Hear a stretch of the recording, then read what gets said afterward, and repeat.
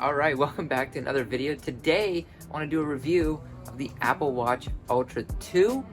It's been 3-4 weeks now since it's come out, and I've been using it every day, almost non-stop. I only take it off to charge it, and even that is pretty quick. So, we'll get to the battery life, the differences between the first one, differences between going from a regular Apple Watch series, such as a 7, 8, 9, and going to the Ultra, and my overall thoughts, and if I think someone should purchase it, and who is the type of customer that should actually purchase it.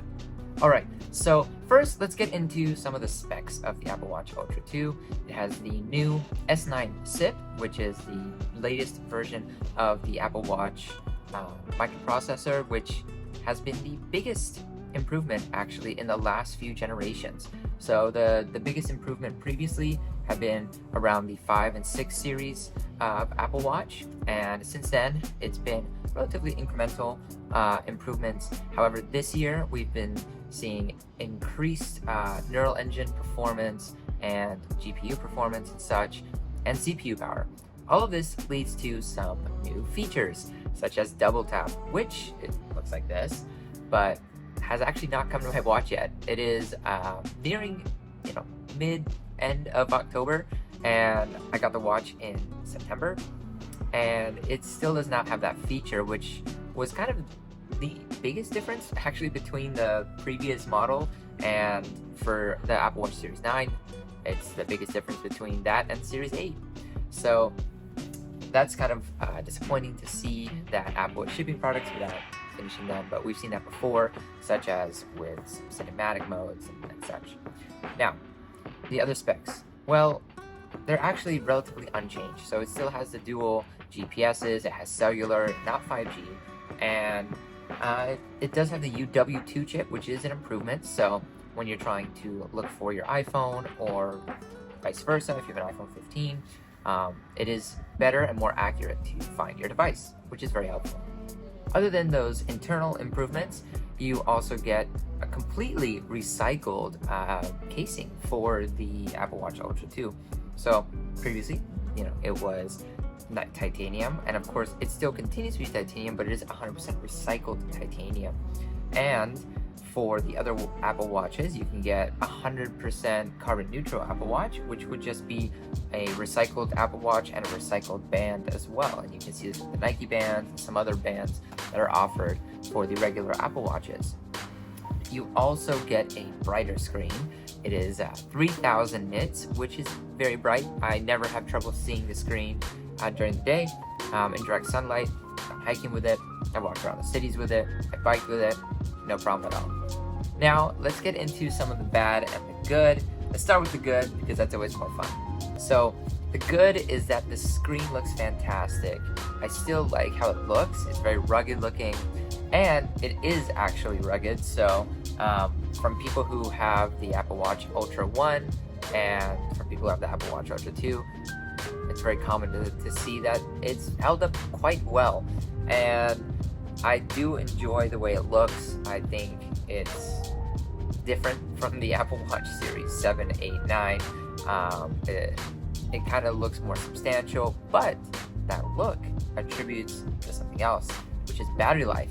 Because it is so much larger and thicker, you actually get better battery life. And of course, we saw it with the Apple Watch Ultra. When that came out, people were getting 3 days of battery life. And with this one, I actually also see 3 days, but it was not this case at the beginning. So when I first got this watch, I was seeing only about a day and a half, which I thought was quite odd considering how well the previous one had performed for me. And so after a few software updates, now we're finally seeing that great battery life. And it's good to see that has been fixed. I want to mention also with the iPhone 15 Pro Max that I'm currently using to film this video, it seems the overheating issues and the battery life issues have been fixed.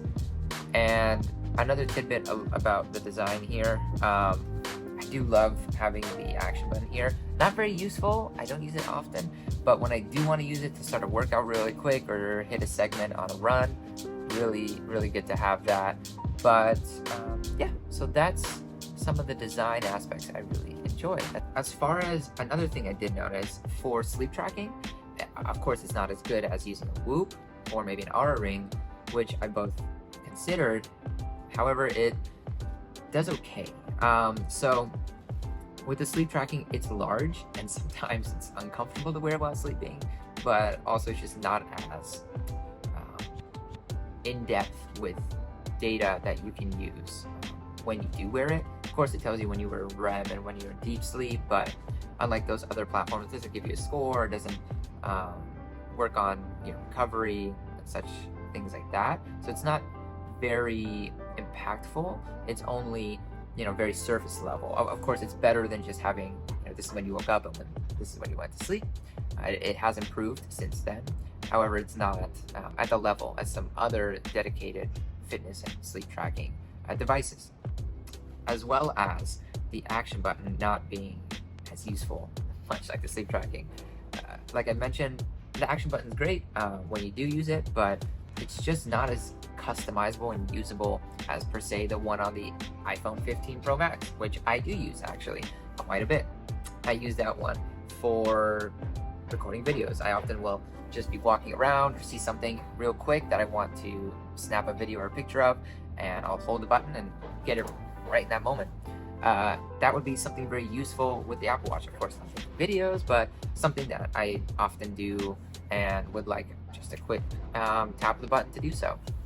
Now, I know there's ways that people have programmed the action button to unlock their Tesla and things like this, so something I need to look into, but on the basic usability of the action button, it's very rare that I do use it, and if I do, it's just maybe to open the workout app, and that is only 1 or 2 taps away anyway. I usually have it on my complications on my Apple Watch, so not that useful.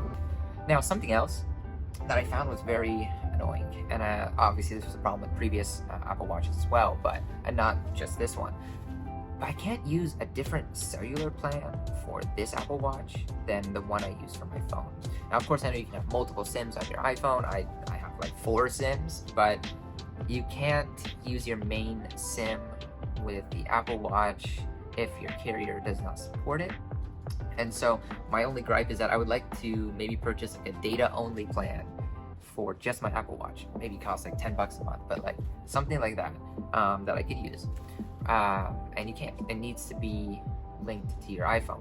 And I understand why, but also I understand how that doesn't have to be the case, because I can call and text using my iPad, which is not on the same plan. It's just over the internet.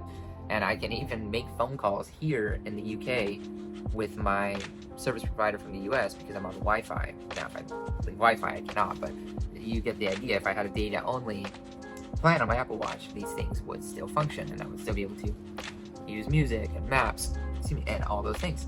So it's kind of unfortunate that they kind of block that ability for you, and I see how possibly the carriers have lobbied for that, but I know the functionality is capable there. Finally, let's get to the verdict. Who is the consumer of this product? Who should buy this product? And what are my thoughts in the end after using this watch, the first generation version of it, and the regular Apple Watch series devices? So that would be 1 through 9, right? So what are those like in comparison to this? Well, of course, I will say in comparison, the series watches 7, 8, 9, let's say, much lighter, much more easy to forget you're wearing it. It's something that kind of blends in with your outfit, blends in with your day, but you gotta charge it every night, or at least charge it before you get out of bed, and then you charge in the morning to have the rest of the day. And that's something I don't notice with this watch. And having the enhanced GPS, having the better battery life, I mean, really the biggest things for me were having a bigger screen, because I was using the smallest version of the Apple Watches. So going from smallest to biggest has been interesting. I like the smallest because of how much I didn't have to think about it. But then using this, I actually prefer thinking about it and seeing it and seeing the beautiful screen and using the maps on it. So that's something I did not mention in the good section, but I've been using Apple Maps on this Apple Watch a lot lately.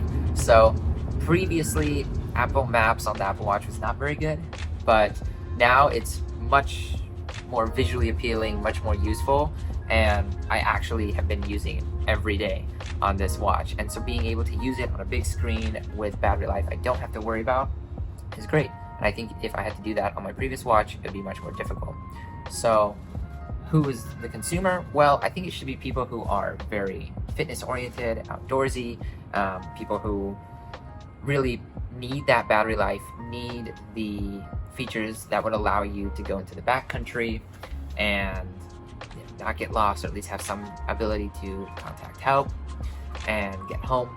I think it's for somebody who maybe travels a lot, actually. So for me, actually having this watch was also a decision made by how much I travel. I want a watch that will last me the entire journey, be it a 2-hour flight, which is fine, but then I have flights and journeys, not just one flight, that might take over 24 hours. And so I need a watch that, even if I can't charge it, I'll be able to get to my destination. My camera's gonna fall. Get to my destination and still use like the London Underground and just tap on and tap off. Now there is a little feature where even if it runs out of battery, you can still do that, but I haven't tested that out, and I don't want to test that out. But in any case, that's the kind of person. I think a traveler, a long distance, long haul traveler, extreme sports, or somebody who does not want to charge it every day or every 2 days. Who it's not for is your everyday person. I think it's too much money. You could buy a whole iPhone with the cost of just this watch, so it's a tough decision. Now, would I buy it again? It's actually kind of a tough decision. I might say if you can get a few $100s off of an Apple Watch Series 1, like the first one, do that, because there's not much differences, and you still don't have all the features on this one. Of course, it should come, but it hasn't.